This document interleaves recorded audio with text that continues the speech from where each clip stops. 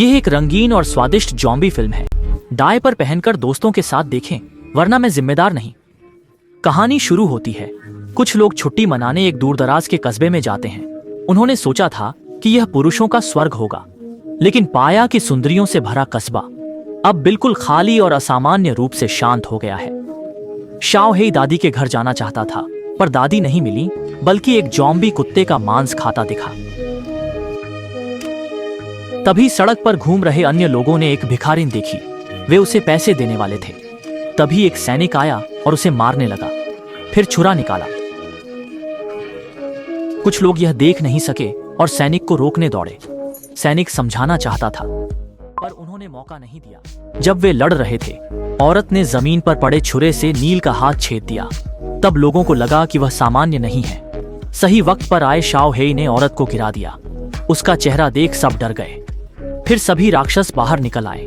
वे सैनिक को उठाकर कार की ओर भागे। पता चला कि उन्हें लाने वाली ड्राइवर भी ज़ॉम्बी बन गई थी, तो वे शाओ हेई की दादी के घर जाने का फैसला करते हैं। रास्ते में उन्हें एक घायल बूढ़ा सैनिक मिला। वे उससे पूछने ही वाले थे कि ज़ॉम्बी ने उसे मार डाला। फिर कई ज़ॉम्बी उनका पीछा करने लगे। शाओ हेई ने जल्दी से चाबी निकालकर दरवाजा खोला। तब सब घर के अंदर छिप गए। जैसे ही वे शांत हुए, उनके द्वारा बेहोश किया गया सैनिक जाग गया। सैनिक ने बताया कि सेना ने यहाँ गुप्त प्रयोग किए थे।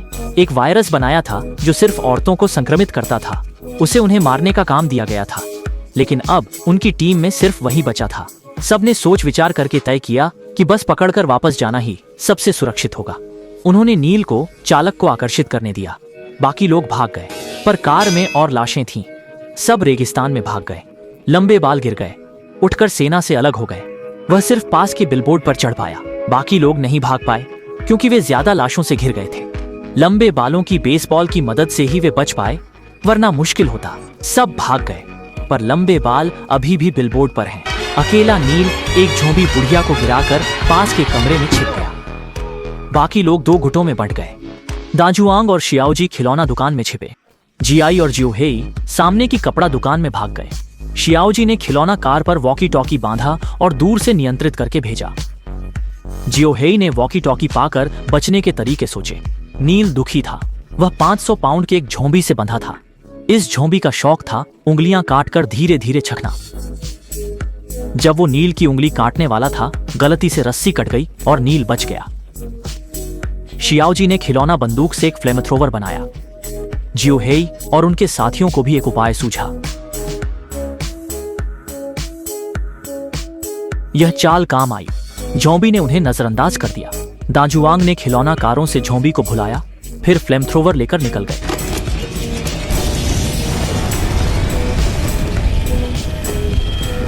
ज़ॉम्बी से बचकर सब लोग चर्च पहुंचे।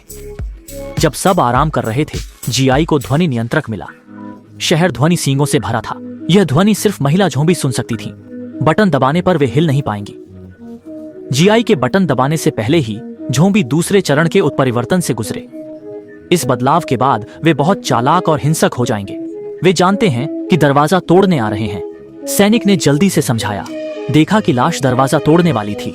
सिपाही ने बटन दबाया, पर लाशें हिलना नहीं रुकी। जब सब उदास थे, तब लाश ने सैनिक पर हमला किया।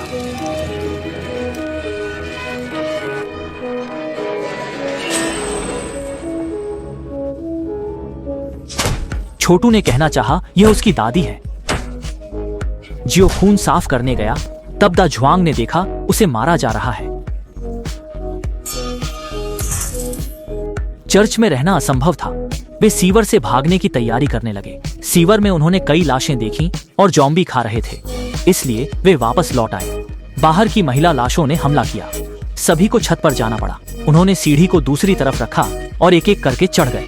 नील ने देखा एक बड़ा राक्षस उनकी ओर आ रहा था। पीछे रहे ग्रे को ज़ॉम्बी ने पलट दिया। भागते समय बेचारे लंबे बालों वाले पर हमला हुआ।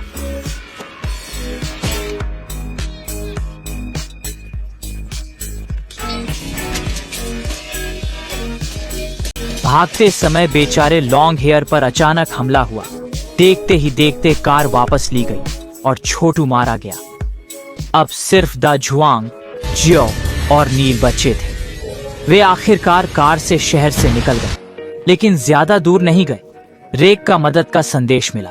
उसे जिंदा जानकर तीनों उसे बचाने लौटे। तेज दौड़ने से कार खराब हो गई। जैसे ही वे जॉम्बी समूह से लड़ने वाले थे, वे अचानक रुक गए। पता चला रेग ने रिमोट ठीक कर लिया था। नील ने सोचा यह मजेदार है, तो वह जॉम्बी समूह के साथ खेलने लगा।